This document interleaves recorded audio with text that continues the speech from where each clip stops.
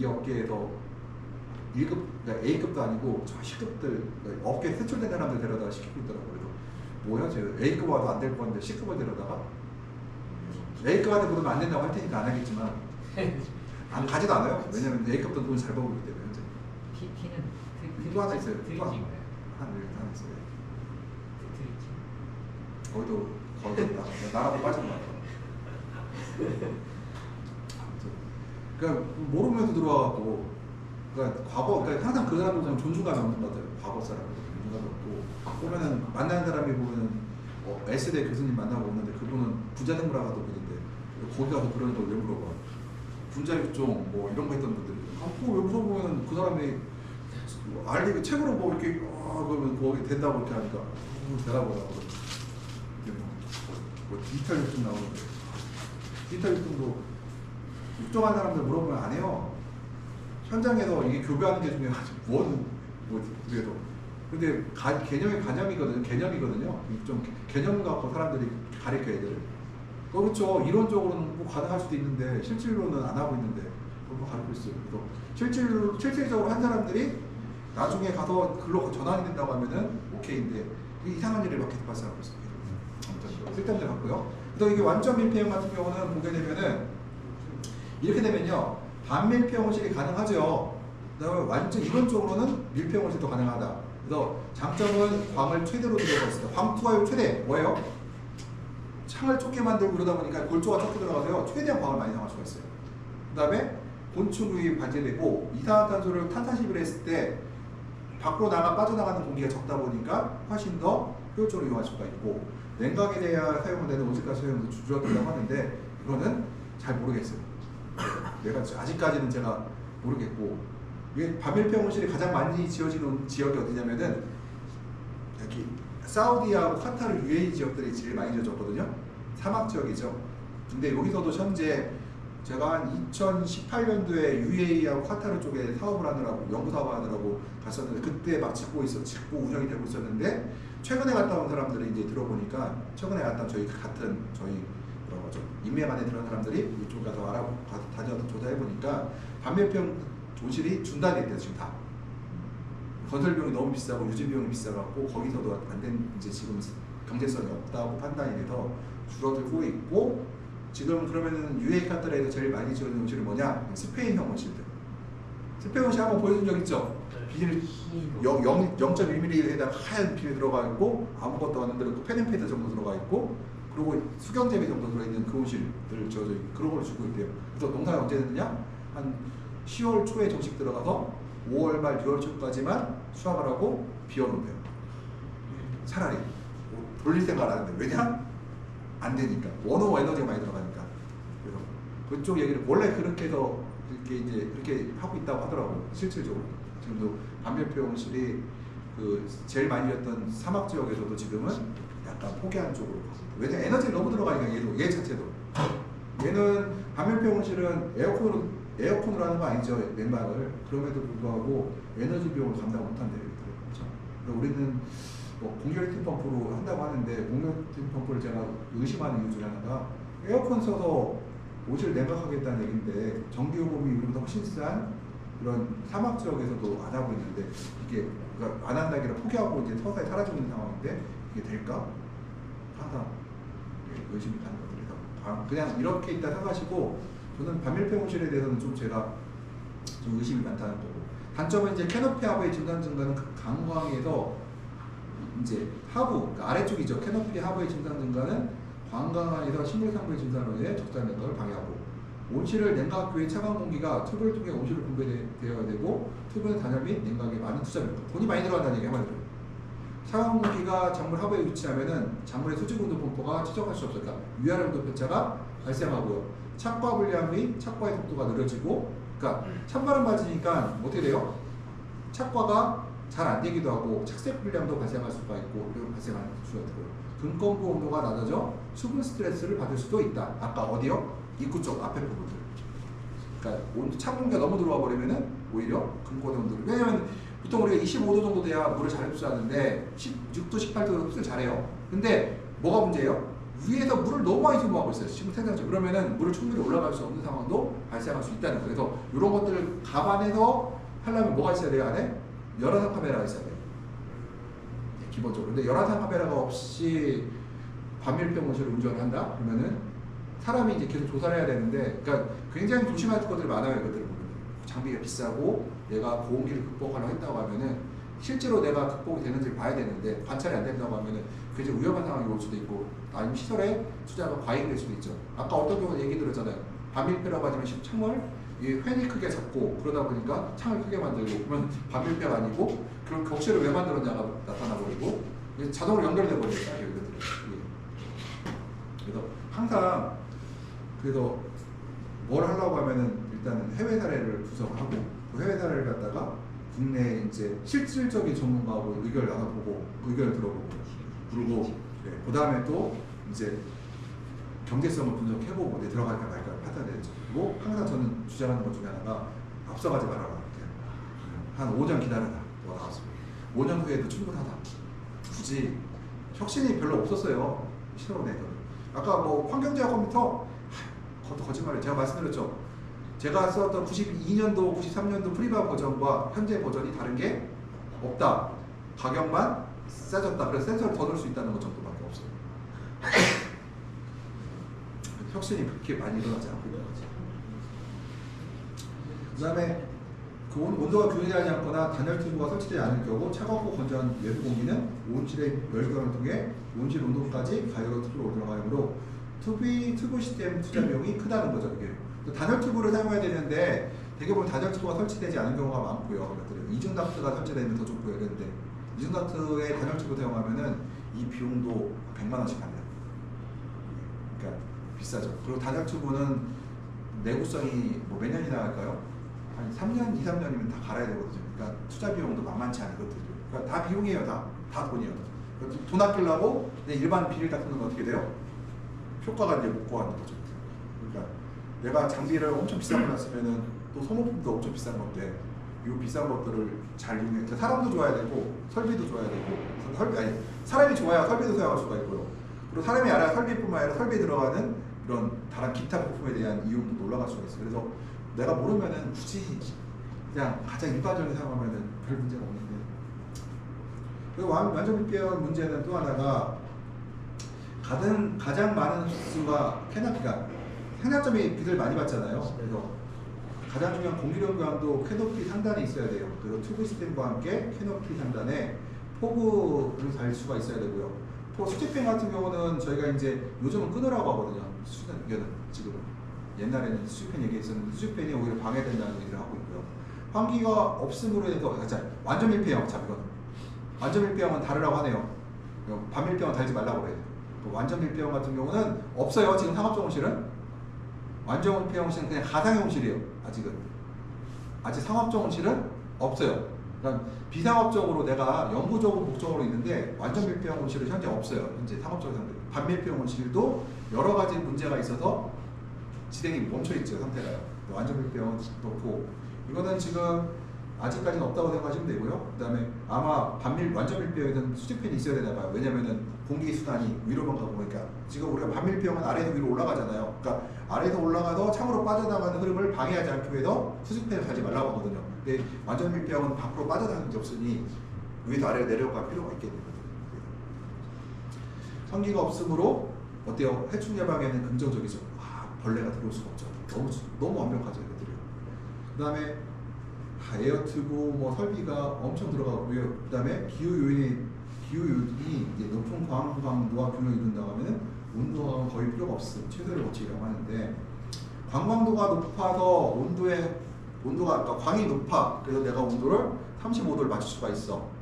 근데 광이 높은데 밀폐형인데 공기가 빠져나가지 않는데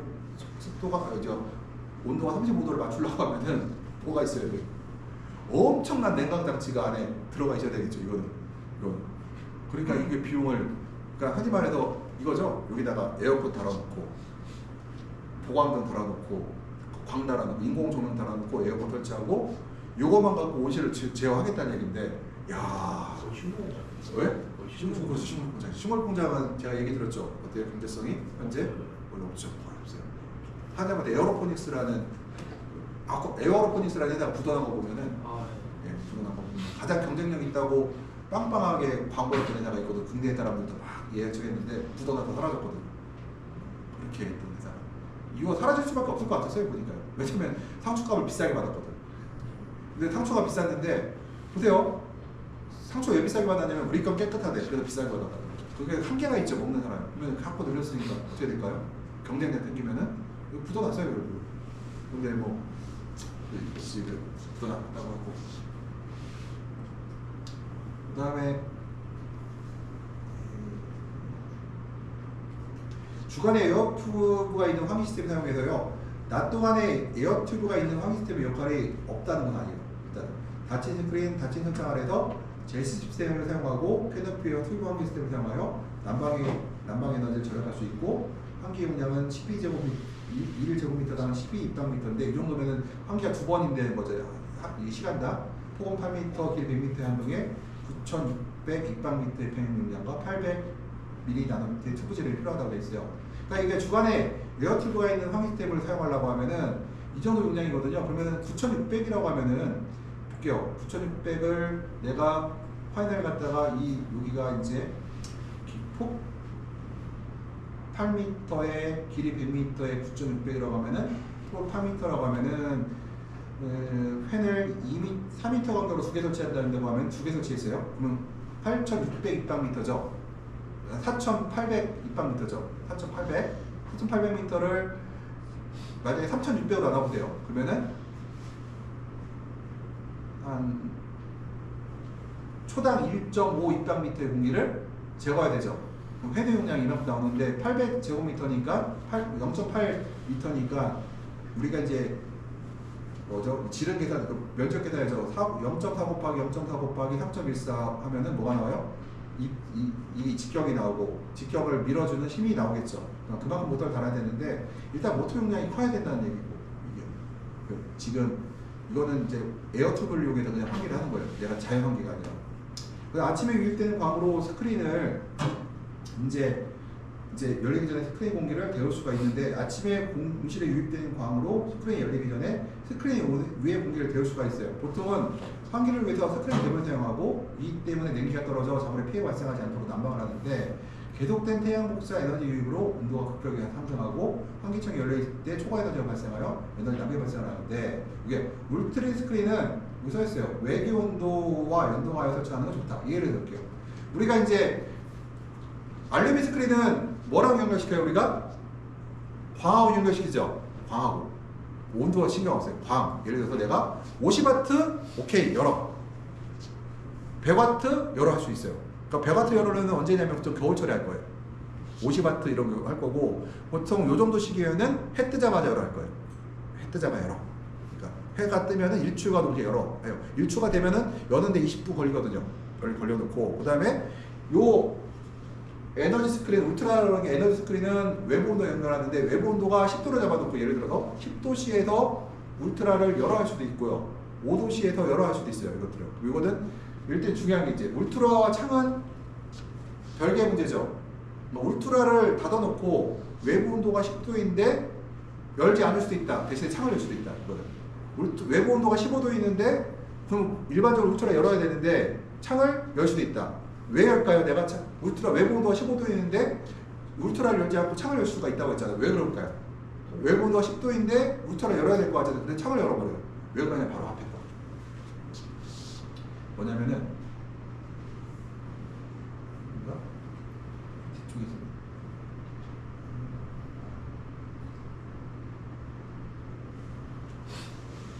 여기 있죠. 찬 공기가 예를 들어서 우리가 이제 그 난방을 하는 경우가 있거든요. 이거 공기가 여기서 보면은 태양 복사에 떨어지는데 만약에 아침에 광이 이제 우리가 앞에 있었나? 뒤쪽에 있었나 보네요. 난방 에너지요. 이거 난방 에너지. 난방을 안 하려고 하는 거예요.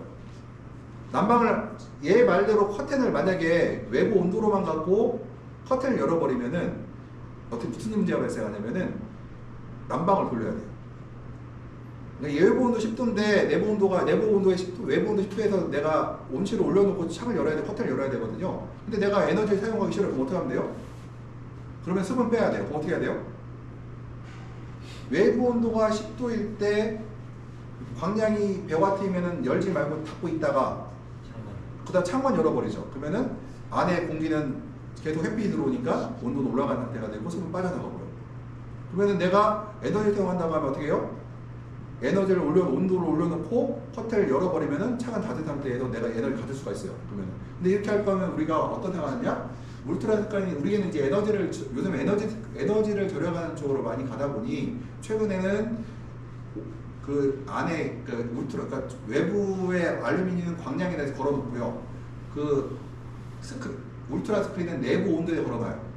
내부 온도 걸어놓고 그 다음에 창은 뭐에 걸어놓을까요? 창도 온도와 광에 두 개 다 걸어놓고 우리가 움직이기 시작하죠. 특히 외부 창은 내부 온도에 잡아놨고, 특히 외창은 내부 온도에 잡아놔요. 외부 온도가 예를 들어서 내부 온도가 15도인데 15도가 되면은 창이 18도가 되면 창을 열어버리라고 하죠. 0을 여는데 외부 온도가 10도 이하일 때는 리미트를 걸어놓죠. 10% 이상 열지 말아라. 걸어놓고 그렇고 나서 창이 10%가 열릴 수가 있겠죠. 그러면 이거 닫은 상태에서 열어버리니까 빛은 들어오고 내부 온도는 서서히 올라가고 식물체 온도는 서서히 올라가고 공기 온도는 안 올라가죠. 우리 목적이 그거예요. 조조관을 안 했을 경우에는 그렇게 해야 돼요. 조조관을 했을 때는 이렇게 하면 돼요. 아까처럼 조조관을 했을 때는 내부 스크린 열면 돼요. 이미 식물체 온도가 올라갔으니까. 그러니까 결로가 안 생기죠. 근데 만약에 그렇지 않고 내가 조조관을 하지 않은 상태에서 울트라를 외부 온도와 연결해서 열어버리면 어떻게 돼요? 외부 온도 10도에서 열어라 하면은 결로가 생겨버리죠. 온도가 확 올라가면서. 그러면은 웬 창은 닫혀 있으니까 외부 온도 10도면 못 열어요, 창을. 그러면은 커튼이 열린 상태에서 못 열어요. 그럼 커튼을 닫은 상태에서 창을 열어버리고 공기 온도는 못 올라가게 막아놓고 식물체 온도는 올라가게 놔둬놓으면은 천천히 올라가게 놔둬놓으면은 우리가 결로를 예방할 수가 있죠. 그래서 이거는 이 책에서는 에너지를 막 그냥 사용했을 경우에 이 사람들은 조조관을 한다는 개념에서 시작되는 얘기들이에요. 그래서 이 책이 위험한 것들이 상황에 따라 다르기 때문에 조조관하는 사람이 우리에게 거의 없어요. 없는 게 아니라 하고 싶어도 못해요. 연량이 안 돼서. 수직 환기판에 수직 분사팬이라는 건 수직 환기팬이라는 거죠. 수직 환기판에 의한 환기인데 스크린이 완전히 됐을 때는 환기가 필요하다면 수직 팬을 이용해서 할 수가 있다고 돼 있어요. 이거는 이렇게 된 거예요. 어때요? 커튼이? 어때요? 커튼 사이 팬 트러스 사이에 위에서 커튼과 커튼 사이 중간에 열렸죠. 이렇게요. 우리나라 없어요. 이거 사용하는데 어떻게 사용하냐면은 보강등 설치하는 데가 있어요. 우리가 보강등을 사용한다면 이걸 달아야 돼요. 보강등을 사용해서 암막 커튼을 사용하면 이걸 달아야 돼요. 암막 커튼은 공기 안 통하고 사용할 수가 있는데 우리나라에서는 암막 커튼을 사용해서 보강등을 사용하면서 암막 커튼을 사용한 사람이 없기 때문에 아직 제가 본 적이 없기 때문에 아직 이것까지 들어간 거 같잖아요. 근데 만약에 앞으로 한다고 하면은 이제 법적 환경적인 문제가 생긴다가 이렇게 들어갈 것 같은데요. 일단은 완전히 닫혀있을 때, 스크린이 완전히 닫혀있을 때 환기가 필요하다면은 수직 분사팬을 이용해서 한다. 수직 분사팬은 유동팬하고 달라요. 버틸건 인젝션 팬이잖아요. 유동이 아니에요. 뭐예요? 위에 공기를 아래로 내려보는 개념이에요. 스크린 공기를 아래로 주입하는 팬으로 환기 속도를 정확하게 제어 가능하고 위에 공기와 아래 공기를 낼게요. 얘는 완벽하진 않지만 암막 커튼을 이용해서 이렇게 닫아놨어요.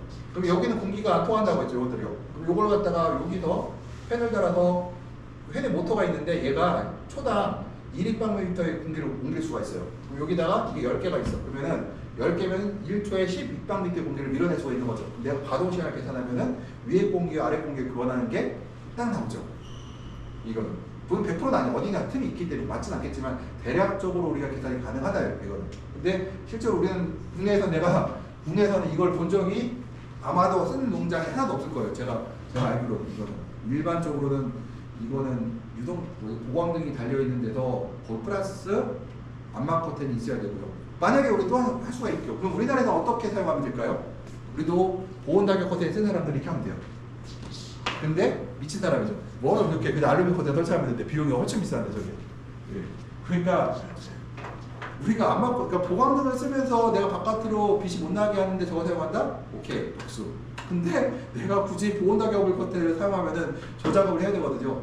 습이 안 통하니까. 근데 습을 우리가 굳이 알루미늄 스크린하고 울트라 스크린 설치하면은 습을 제어할 수가 있는데 굳이 우리가 저거 달 수가 필요가 없죠, 이것들은. 그러니까 이게 항상 우리가 이 자재가 어떤 의미를 갖고 있는지에 대해서 우리가 그래서 또 실제로 이 플랜트 엠파워먼 것도 보고 또 수직펜을 수입하는 사람 분명히 있을 거예요. 또 어떤 분들이 보니까 나는 앞서가는 사람이야. 수직펜으로 위에 커튼 위에 공기 아래 것들을 조절해야지. 일단은 내가 알루미늄 스크린 쓴 사람들은 그러니까 흔히 말해서 에어타이트라고 해서 습이 통과하는 스크린 쓰는 사람들은 별 필요가 없고 보온 다격을 쓰는 사람들은 굳이 그걸 썼으면 바보죠. 그냥 바보. 왜 바보니까 보강등도 없는 사람이 그걸 썼다? 근데 앞으로 미래 이제 우리나라 환경법이 엄격해짐으로써 보강등을 설치한 사람은 반드시 암막 커튼을 사용해라. 그러면은 이게 있어야 되고 또 하나 뭐가 있어야 돼요? 펜을 LED 등을 시킬 수 있는 이제 또 냉각 장치가 필요하게 될 거고 이게 이제 돈이 더 추가가 되겠죠. 이것들이. 그래서 그것까지 감안하면 수익이 날까? 와, 지금도 수익이 갸웃갸웃 하는데 올해는 LED 수익 났어요. 올해는. 근데 워낙 가격이 비싸니까. 근데 LED 수익 났는데 그 고압만 틀는 사람은 수익이 더 났어요. 전기값밖에 안 되고 단가가 없거든. 10만 원짜리 되잖아 하나에. 5년 쓰면은 뭐 4년 쓰다고 쳐요. 1년에 25,000원 단가다가. 예? 그렇죠. 그래서 스크린 공기를 아래 주입하는 펜이고 환기 속도를 정확하게 제어 가능하다. 이거 그래서 정확하게 가능하다는 거고요. 수직 스크린 위와 절대 습도의 차이에서 펜의 속도, 그러니까 위아래의 습도 차이, 그러니까 디퍼런스, 그러니까 절대 습도의 차하고 펜의 속도만 계산하면은 우리가 물을 얼만큼 제거할 수 있는지 알 수가 있고요. 그다음에 여본이 주변 온도보다 낮아지는 것과 그것 간 건조를 피하기 위해서 스크린이 닫을 경우 발생할 수 있는 갑작스러운 증상 감소를 피할 수가 있다. 그걸 피할 수 있죠. 습이 건조해질까 이게 습이. 암막 스크린 시 유효하다. 암막 스크린은 스크린 아래로 찬 공기를 공급하고 좋다는 거예요 다. 그래서 이를 위해 수직 분사표를 분사하고 스크린 아래에 따뜻한 공기 빠른 분답이 되도록 하다. 그러니까 여기 오신 분들은 다들 뭐 다를 거예요? 알루미늄 스크린하고 에너지 스크린 설치할 거잖아요. 그러니까 이런 분들은 그렇게 유용하지 않다는 얘기예요. 보강등 없으면은, 그러니까 우리나라에서는 보강등이 있는 농장에서 법을 지키면서 한다고 하면은 유용하지만 보강등 설치한 농장에서 법을 지키지 않는다고 하면은 유용하지 않을 것이고 보온 낙엽에다 이걸 사용하는 돼지목에 진주목으로 해야 될 거죠. 굳이 그렇게 왜 했을까가 나올 것이고. 그러면은 이거 사용하게 되면 에너지가 절약이 될까 안 될까요? 에너지 절약은 없다. 보온 낙엽을 써도 왜 없어요? 이거 사용하게 되면 증산이 일어나요, 안 일어나요? 증산이 일어나죠. 추가적인 증산이 발생하면은 에너지의 절약은 없어요. 물이 빠져나간 만큼, 그러니까 내가 아래에서 물을 절대 습도를 위로 빼대잖아요. 내가 100g을 빼냈으면은 100g만큼 증발하는 에너지가 밑에서 발생을 시켰다는 얘기예요. 발생하지 않으면은 식물이 죽어요. 발생시키면은 얼어 죽는다는 얘기예요. 내가 100g의 물을 빼버렸으면은 100g의 증산을 만들어야지 식물이 살아갈 수가 있는데 100g을 뺐는데 증산이 안 일어났으면은 온실 자체가 지금 계속 차가워지고 있다는 얘기예요. 그럼 결국 죽게 되겠죠. 얼어 죽겠죠. 근데 내가 이렇게 해서 뺐다는 얘기는 추가적인 난방을 통해서 증산을 만들어야 되는데 그렇다고 하면은 에너지의 이익은 없다는 거죠. 보온다격한테 보온다격을 왜 쓸까? 이유는 에너지를 절약하기 위해서잖아요. 근데 에너지 절약하기 위해서인데 수증기를 바깥으로 강제 환기폐를 뺐다. 그 얘기는 곧 에너지를 추가적인 에너지의 투입이 있어야 된다는 얘기고 그렇다는 얘기는 에너지의 손실은 똑같다는 얘기죠. 알루미늄 쓰나 보온다격 쓰나 습을 뺀 만큼 갖다 대요. 내가 100g 뺐으면은 내가 알루미늄을 썼던 보온다격을 썼던 에너지가 100g만큼 증발하는 에너지는 에너지 보존의 법칙에 의해서 발생을 한다. 이거는 그만큼 소모가 일어난다는 얘기예요. 이거는 그냥 혹시라도 나중에 이제 하시면서 업자분들하고 얘기를 할 때 특히 요즘에 이번에 컨설턴트 심사를 했는데 보니까 이런 거 하시는 분이 하나 나왔더라고요. 그러니까 농장 운전 경우는 하나도 없는데 그 사람 양력을 봤더니 이런 플랜트 엠파워먼트에 대한 강의 자료를 하고 그랬다고 하는데 야, 옷이 웃는 경험이 없는데 그게 가능할까? 이거 그러니까 항상 모든 것은 이 경험하고 공부하고 같이 들어가야 되지. 책만 갖고서는 굉장히 위험한 게 책만 갖고 공부하는 사람이 위험하다고 하죠. 그렇죠? 그리고 책 한 권 읽은 사람이 제일 위험하고. 보통 우리가 이제 수직 분사펜이라고 얘기했죠. 여기 수직 분사펜이 있고 스크린을 통과해서 습을 아래로 빼내는 과정들이 있고요. 그다음에 유계동 동계되는 이게 뭐예요? 이게 바로 수직펜이죠. 수직펜. 그러니까 찬 공기를 차갑고 건조한 공기를 아래로 밀어넣고 여기에서 이게 바로 보강등이고 보강등 아래 위에 있는 공기가 아래에 들어가서 어떻게 해요? 뭘 시켜요? 보강등에 열을 식히죠. 보강등에 열을 식히고 나서 그 공기가 아래로 이렇게 빠져나가죠. 이렇게 들어가죠.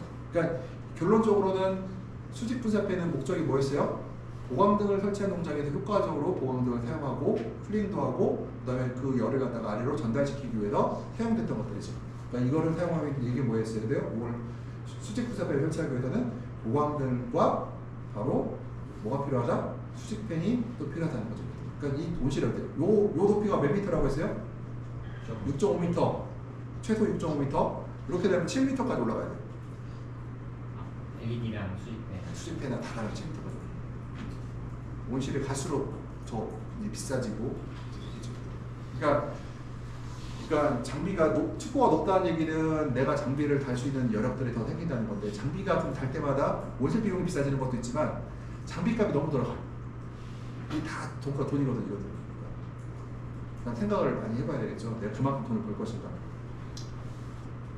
그 수직 분사펜에 본 게 있어요. 이거는 수직 분사펜이 있는데 이거는 뭐냐면은 수직펜과 수평펜을 이용하죠. 수평펜과 제어 가능한 밸브와 덕트실을 이용하는데요. 여기다 닥트를 만들어요. 닥트를 만들어서 에어 덕트가 있고 여기서 이제 열이 나오겠죠. 열이 나와서 이제 여기 보면 에어 덕트로 위에 공기가 아래로 들어가고 이 공기를 차갑고 건조한 공기를 어디로 보내요? 얘가 뭐예요? 얘가 보강등이죠. 보강등을 이렇게 보내면은 보강등을 통해서 이렇게 가다가 가다 보면 압이 빠지면서 아래로 공기가 흩어져 내려가고 그러면서 또 가고 그러니까 위에 차가운 공기를 이렇게 들어가죠. 근데 요거는 사실은 없어요. 이렇게 쓰는 경우는 거의 없어요. 지금 옛날에 사용하던 방식이고요. 그래서 수평펜과 제어 가능한 밸브와 덕트 시스템을 이용하고 덕트가 들어갔다는 얘기 뭐예요? 위가 그늘진다는 얘기죠. 이 비닐 튜브가 들어갔다는 얘기예요. 플라스틱 튜브가 들어갔다는 얘기예요. 그래서 수직 분사판에 의한 환기는 두 반등 모두 스크린 위 공기와 외부 공기가 거의 동일한 절대 습도를 갖는 것이 중요하다. 건데 우리나라 겨울철에는 얘기했었죠. 스크린 위와 외부의 공기의 절대 습도가 같아요. 우리나라는 한겨울에 영하 10도 되면은 스크린 위와 외부의 절대 습도가 같다. 엄청 같아요. 이건 같아요. 우리나라에서. 이건 유럽 얘기는 유럽 애들은 거기 따뜻하니까 거기는 이런 얘기를 할 수가 있는데 우리는 같아. 그냥 기본적으로 어떻게 하든 같아요. 겨울이 되면 별 차이가 없어요. 그래서 이 얘기는 이제 유럽 얘기고, 그러니까 이거를 이제 한국 실정을 모르는 사람들은 얘기했죠. 이제 우리나라는 원래 겨울이 같은데 모르는 사람들은 같아야 된다고 얘기를 하겠죠. 우리는 원래 같아 이렇게 보시면. 다공성 스크린은 습하고 따뜻한 공기를 통과함으로 효과가 없으며, 그러니까 다공성 스크린 하지 말라는 얘기예요. 공기 많은 거 통과하는 거는. 에어타이트는 더 다공성 스크린은 효과가 진짜 없겠죠. 에어타이트와 다공성 스크린 달라요. 다공성은 구멍이 더 뚫린 거, 눈에 보이는 구멍이야. 에어타이트는 뭐예요? 구멍이 보여요, 안 보여요? 안 보여요. 습은 통과하지만 눈으로 보이지 않아요. 흔히 말해서 그 망사가 이렇게 구멍 톡톡 뭐죠? 이렇게 구멍이 톡톡 올린 이런 뜨개질해서 옷들이죠. 그거는 우리가 다공성이라고 보시면 되고, 우리가 입고 있는 좀 잠바들 있죠. 막 촘촘하게 있죠. 얘도 다공성이라고 보여요. 이것도 구멍이 보이니까. 근데 잠바들 보면은 이렇게 막 촘촘하게 잔 거 있죠. 그게 바로 에어타이트예요. 다 빠져나가던데 일부. 그래서 효과가 없고, 다공성 스크린도 효과가 없고, 바람의 영향이 커서 스크린 아래뿐만 아니라 위아래로도 자발생하고, 그래서 안 된다는 얘기예요. 그리고 무조건 공기가 통과하지 않는 커튼이 되고요. 그다음에 수직 분사편을 개별적 소그룹 사용할 수 있다면 더 많은 계산이 필요할 수가 있는데, 장거리 무선 네트워크를 이용하여, 그러니까 로라라고 해서 네트워크죠. 이용해서 우리가 측정할 수가 있다. 그래서 요거는 이제 수직 분쇄팬에 대한 얘기가 이제 그러니까 국내에서는 앞으로는 사용할 가능성이 있다. 그렇지만 당장은 지금 사용하기 어렵다고 생각할 수 있어요. 당장. 그러니까 우리가 이제 경제성을 얘기를 할 때 경제적 효과는 없죠. 당장. 이거는 법적인 효과에 대해서 얘기가 나오는 거예요. 국내에서는. 법적으로 달아야 될 상황이 발생할 수가 있잖아요. 보강등이 있으면. 혼행성 작물 같은 경우는 그러니까 버베라, 양상추, 딸기같이 재배 시 새벽 온도를 최대한 빨리 옷을 낮추려면 스크린을 열어야 하고 작물의 결로 위험이 낮추려면 스크린을 닫아야 하는 상수된 상황이 발생하는데 이런 경우에 내부 온도 편차를 극복하여 용량이 큰 팬을 최대 용량을 작동하고 스크린 갭을 제한적으로 해소할 수 있다. 이게 뭐냐면은 호행성이에요. 온실의 온도를 떨어뜨려야 돼. 근데 온실을 떨어뜨리려면 커튼을 안 열면 되겠죠. 닫으면 안 닫으면 되겠죠. 근데 문제가 있어요. 커튼을 닫게 되면은 열게 되면은 공기 온도 떨어지만 식물체 온도가 복사 냉각이라고 했죠. 그러니까 복사 냉각은 뭐냐면 식물체의 온도가 공기 온도보다 지나치게 떨어지는 것을 우리가 복사 냉각이라고 해요. 근데 우리는 필요한 게 뭐예요? 공기만 쉬어 차갑게 만들고 식물체 온도는 천천히 떨어져야 될 거 아니에요. 그러면 어떻게 할까요? 스크린을 닫은 상태에서 복사 냉각을 막은 상태에서 공기를 온도를 떨어뜨리는 게 아까 있죠. 외부의 공기를 지붕 위의 공기를 커튼 위의 공기를 아래로 밀어넣음으로써 온실의 공기는 시원하게 만들고 식물체는 복사 냉각이 일어나는 것을 방해할 수가 있다는 거예요. 막을 수가 있다는 얘기예요. 복사 냉각은 우리가 작물 재배할 때 온실 운영할 때 가장 피해야 될 것이 바로 복사 냉각이라고 했죠. 그러니까 흔히 말하는 한여름에 열대야가 발생하지 않는 한 복사 냉각을 피해야 된다. 지금 커튼 닫아야 돼요? 열어야 돼요? 외부 온도가 15도야. 커튼 닫아야 열어요? 닫아야 되죠. 왜 닫아요? 복사 냉각을 막기 위해서. 그런데 닫아버리면 습도가 올라갈 수도 있으니까 어떻게 해요? 닫았지 말고 한 8, 90% 닫아두고 10% 열어놓을 수도 있다고 했죠. 이것들요. 다공성이라고 하면은 닫아둘 수 있지만 에어타이트 같은 경우는 한 8, 90% 닫아놓고 갭을 만들어 놓은 상태에서 커튼을 닫아야 돼요. 지금 그러니까 외부 온도가 15도 이상 올라가 버리면 커튼은 그래도 닫아야 돼요. 뭘 막기 위해서? 공기 온도가 떨어지는 건 오케이 용납하나 식물체의 온도가 급격히 떨어지는 것은 막아야 되기 때문에 복사 냉각 효과를 막기 위해서 우리가 커튼을 친다는 얘기예요. 이 얘기예요. 지금 요 얘기가. 그러니까 스크린을 만약에 이 보온 가격 커튼 같이 안막 스크린 사용하는 사람들이 그러면은 커튼을 닫아버리면은 어떻게 돼요? 온도가 안 떨어질 때 치고요. 커튼을 열어버리면은 너무 빨리 떨어질 거예요. 그럼 어떻게 해요? 우리가 이런 그 분사팬을 이용해서 수직 분사팬을 이용해서 이런 것을 제어할 수가 있다고 할 수가 있어요. 이것들이. 끝났고 여기서 제가 한 바퀴 돌고서는 하고 이거는 제가 또 이건 제가 제가 카톡에 올려드렸었죠. 이거는 보셨을 테고 이거는 조금 더 하고 좀 봐야겠죠.